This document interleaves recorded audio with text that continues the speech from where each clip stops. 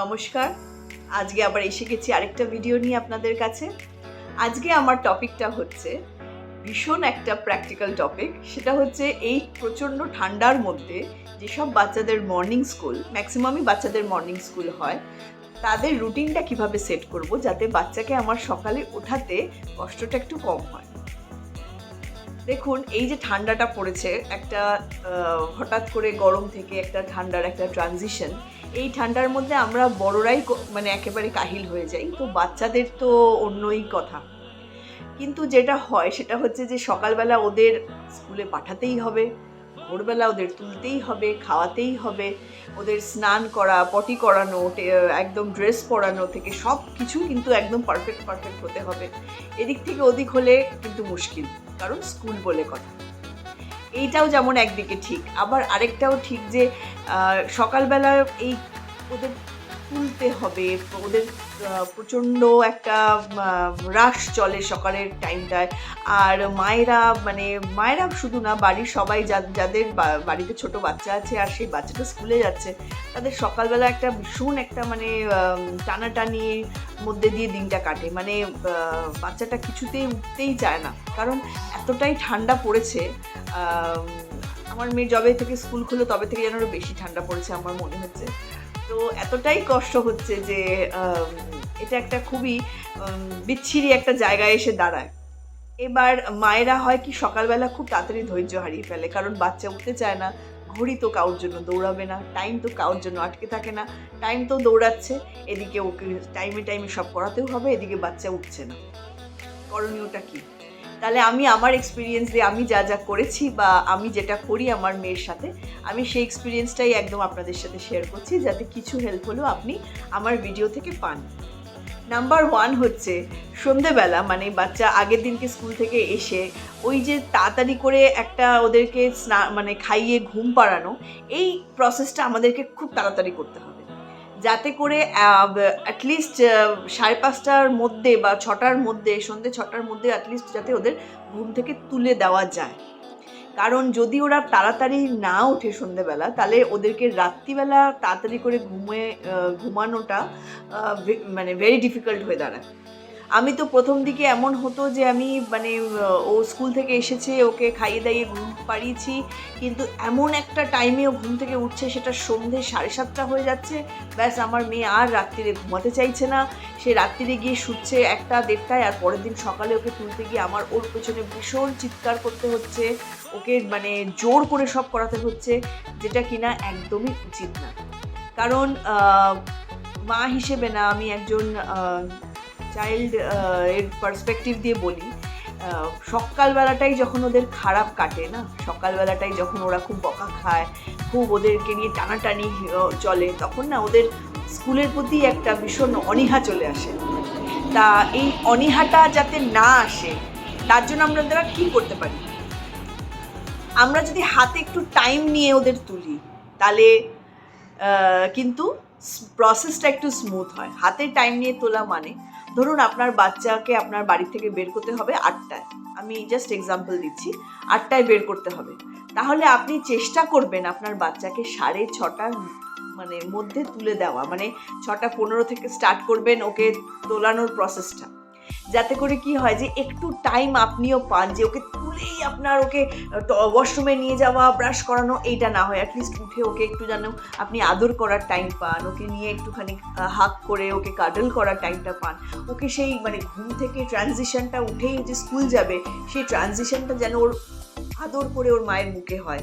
এমন ওঠো, তোমাকে এবার আমি কিন্তু দেবো, একটা আচ্ছাসে দেবো, তুমি উঠছো না, এবার কিন্তু তুমি খাবে, মার খাওয়া বা চিৎকার করা বা সকালটা ওর পেছনে খুব ওকে বাজে কোনো কথা বলা, এরকম ধরনের কোনো কিছু করলে ওরা ভীষণ রকমভাবে ইরিটেটেড হয়ে যায়, ওদের স্কুলের প্রতি একটা ওদের রাগ এসে যায়, ওরা কোনোদিনও স্কুলটাকে ভালোবাসতে পারে না।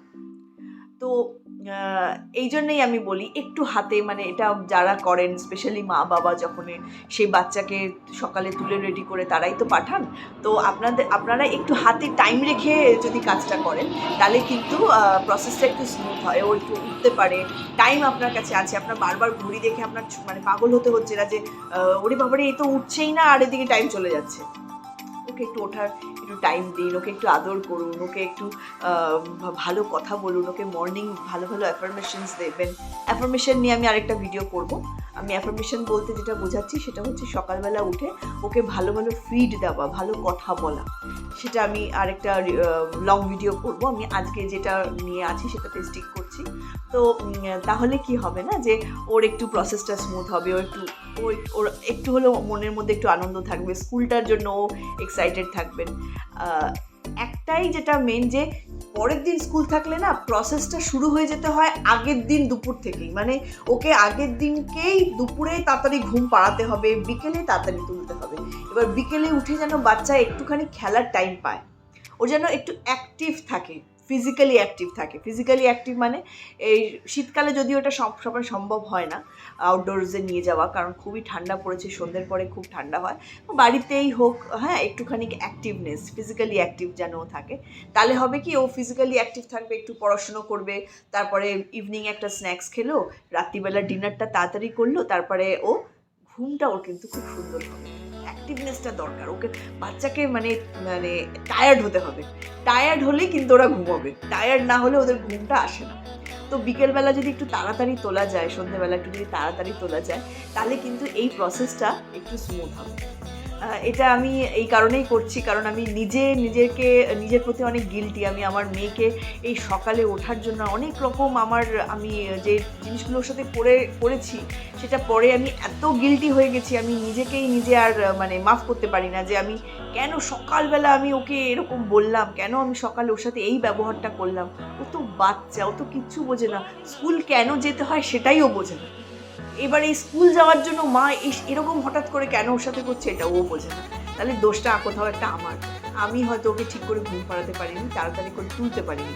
তাই বলে আমি এটা বলছি না যে আপনি সবসময় গিল্টিতে ভুগবেন। আমার কথা হচ্ছে যে একটু প্রসেসটা আগের থেকে স্টার্ট করুন, আগের দিন দুপুরবেলা থেকেই পরের দিনে স্কুলের যে রুটিনটা সেট করে, মানে টাইমিংটা এমনভাবে সেট করুন যে ও 5:30টার মধ্যে উঠে পড়লো, কি খুব বেশি হলে 6টার মধ্যে উঠে পড়লো, উঠে পড়ে একটু খেলো, তারপরে ও একটু পড়তে বসলো, তারপর তাড়াতাড়ি করে ডিনারটা করে ও আবার একটুখানি আপনার সাথে একটু খেললো, ওর অ্যাক্টিভনেসটা হলো, ওর ব্রেনটা স্টিমুলেটটা কম যেন হয়, মানে ঘুমের আগে যেন ওর একটু টায়ার্ডনেস আসে, লাইটটা অফ হয়ে গেল, তখন ও বুঝবে এটা ঘুমের টাইম, একটু তাড়াতাড়ি ঘুমিয়ে পড়লো।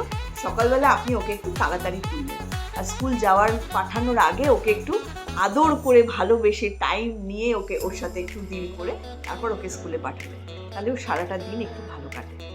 এটা কিন্তু এন্টায়ারলি আমি আমার এক্সপিরিয়েন্স দিয়ে বললাম, জাস্ট এটাই বলার জন্য যে বাচ্চা যেন স্কুলকে ভালোবাসতে পারে।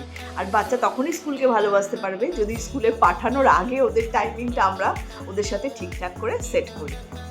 এই বলে আমি আমার বক্তব্য আজকে শেষ করছি। কারোর কিছু বলার থাকলে কমেন্ট সেকশনে জানাবেন, কারোর কোনো রিকোয়েস্ট থাকলে নিশ্চয়ই করবেন। আর আমি কিন্তু এভরিডে এখন ভিডিওস বানাবো, এরকমই প্র্যাকটিক্যাল ইয়ের ওপরে, প্রত্যেকটা টপিকের ওপরে ভিডিওস বানাবো। যদি আপনাদের কোনো রিকোয়েস্ট ভিডিও থাকে সেটাও আমাকে বলবেন। নমস্কার।